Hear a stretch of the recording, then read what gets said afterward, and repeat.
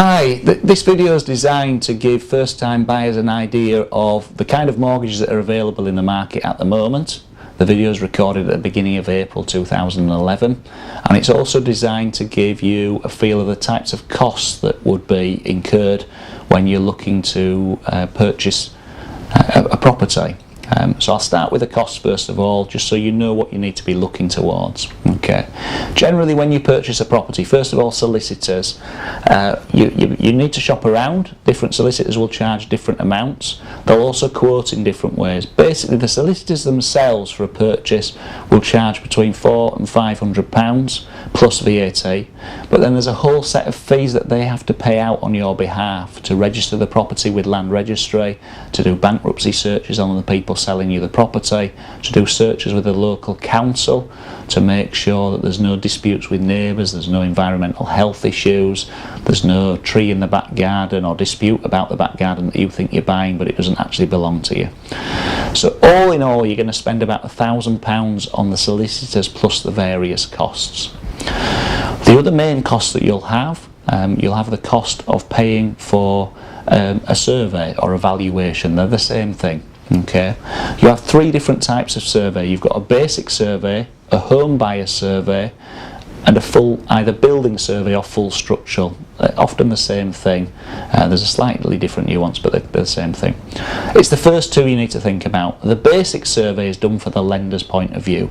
All that will do, the valuer will be in the property for about 10 minutes and will confirm to the lender, yes, they're paying 100,000 and yes, it's worth 100, or no, it's not, it's worth 95. They're not doing any work for you.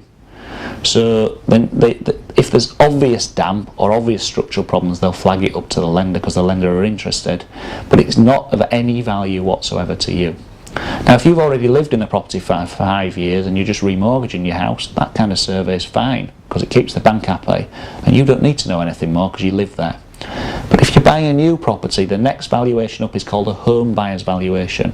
It normally costs a couple of £100 more, but the surveyor will then be in the property for a length of time. He'll check things more thoroughly. He'll get a more thorough report. He'll get his damp meter out and check the walls for damp. He'll look for structural cracking. He'll look at the roof.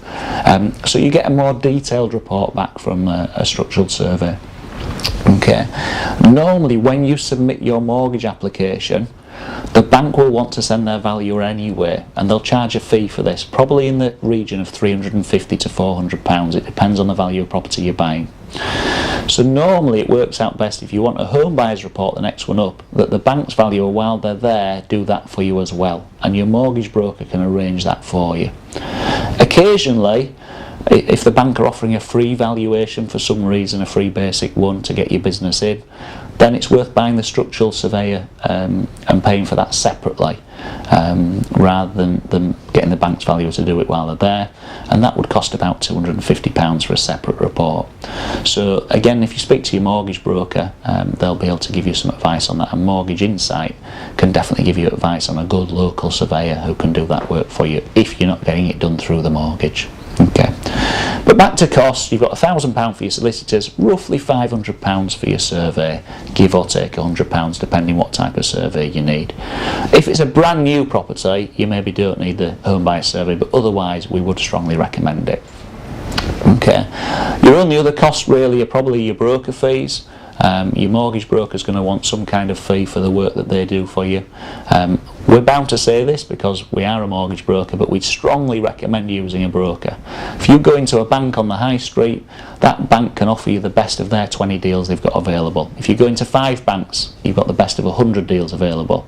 There's over 3,000 mortgages available on the market. Some deals are only available directly through brokers. Some deals are only available directly through banks as well, mind you.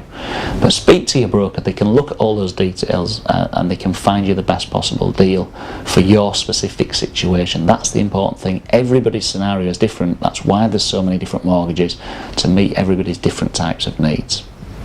Okay. So £1,500 to £2,000 will get you started, it will get you in the game. You also then need your deposit. So if we move on to mortgages now, I'll talk you through each of the areas of mortgages. In terms of deposit, you can see here, coming up on the screen, the deposit size for first time buyer. You really want to be getting as big a deposit together as you can. A 10% deposit these days will get most people in the game. Unless you've got bad credit, 10% deposit will get you a property. Very occasionally lenders are offering 5% deposits, but it's very, very rare at the moment, and it's incredibly hard to get the deal. So you need to be looking at a 10% deposit. If you can get to 15, you get a lot better deal. At 25% deposit, you get some very good deals, but 10% will get you into a property. Okay. Just to give you a feel on deposit, 10% deposit means if you're buying a house for 100,000, you're putting £10,000 down. If you're buying for 150, you're putting £15,000 down. You'll hear banks and mortgage brokers use lots of confusing language just to help you. Loan to value is the opposite of what I've just been talking about. So if somebody offers you a 90% loan to value mortgage, it means they'll lend you 90% of what the house is worth. So if the house is worth 100,000, they'll lend you 90%, is 90,000, your deposit needs to be 10,000. So the loan to value is the opposite of the deposit, or the two added together make 100%. Okay.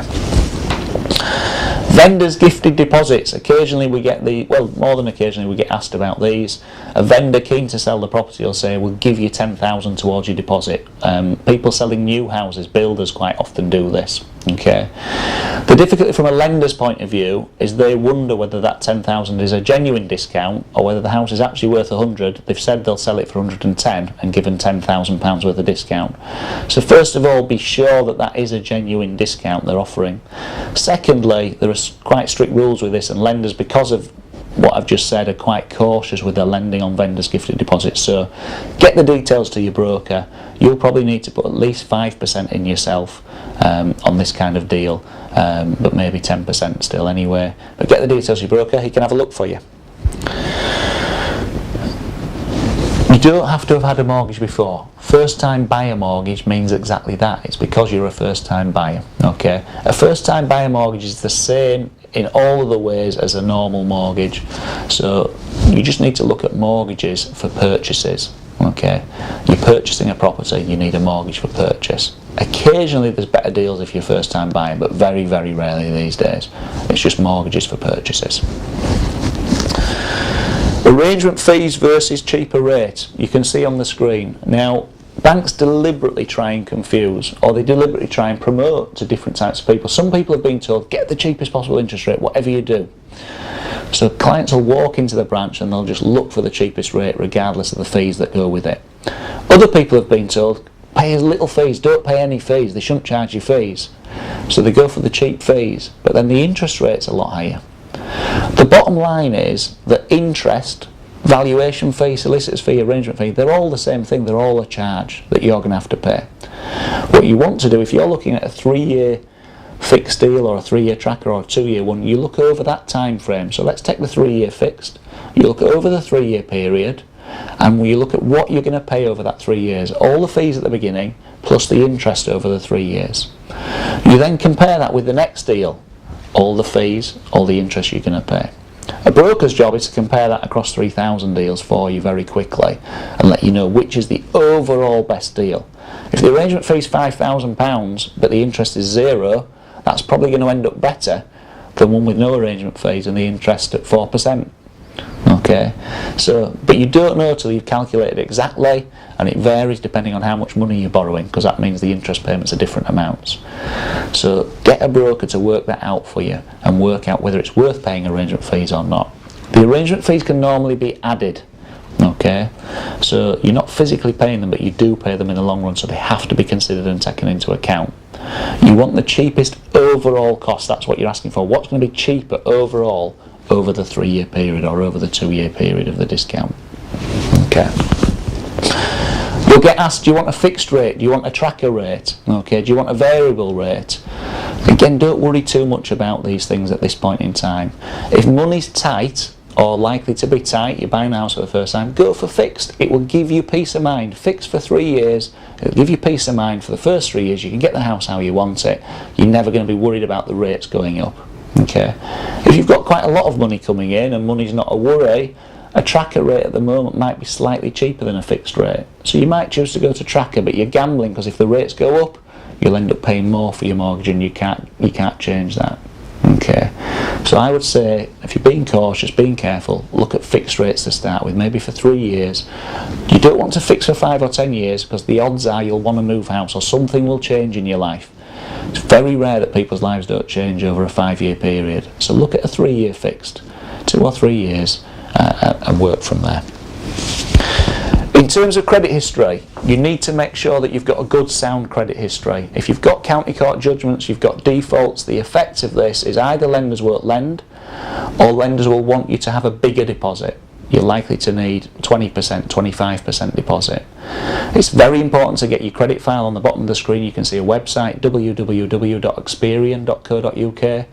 If you go on your website you can register for free for a 30-day trial and get your credit file. Again, provide this to your broker and they will get the best deal for you. Local banks, high street banks, are not going to be able to help you if you've got bad credit, or they won't put you into the best deals. Definitely use a broker to find the best deals in these scenarios, and they can help you to find what is available to you and how big a deposit you need before you start looking at houses. Okay. There are more and more lenders starting to come back into the market. Lending is still not great. The lenders are very strict on what they're willing to lend, but there are more lenders coming into the market, and that's a fantastic sign that banks are starting to lend money to each other again now, and that means that deals are more and more competitive. So do look for a competitive deal. Don't just snap the first mortgage, first mortgage that you can get. Don't be fooled that it's difficult to get a mortgage. If you've got certain criteria working against you, find out what they are and then work to solve those. But if you're a normal person with reasonable incomes and a deposit, you have got a lot to choose between, and get a broker to find you the best possible deal. Okay. Remember, when it comes to negotiating on the price now, if I move on to that and starting to look for a house, there will be separate videos that cover this, but basically you're in a strong position. You don't have anything to sell. So if a house is up for sale for 100,000, you don't need to be paying 99 or 98 for it. If you're not particularly fussy, or you're not really wanting a certain house, make 20 offers on 20 different houses at 80,000. If they're all up at 100 in the area you want to be in, offer at 80, and if 2 or 3 might be interested at 80, then look at those ones, because immediately you're getting 20,000 of equity. How long does it take you to earn £20,000? Okay, you might be more fussy. It might be a particular house that you want or that you've dreamed of. Then 20,000 isn't important, it's about the house. But if it's not, then remember, you're not in a chain. From that point of view, get your mortgage agreed, get a decision in principle from your broker. They can get you something in black and white that says a mortgage is agreed from a bank. Then when you're putting your offers in at the estate agent knows that you're serious, they know you've got a mortgage in place, and they'll take your lower offer more seriously and put that forward, and it's going to really work for you. Okay. If we as a team can help you, our contact details are on the bottom of here. Please give us a call on the free phone number, and we'd absolutely love to help you get started in property. Thank you very much.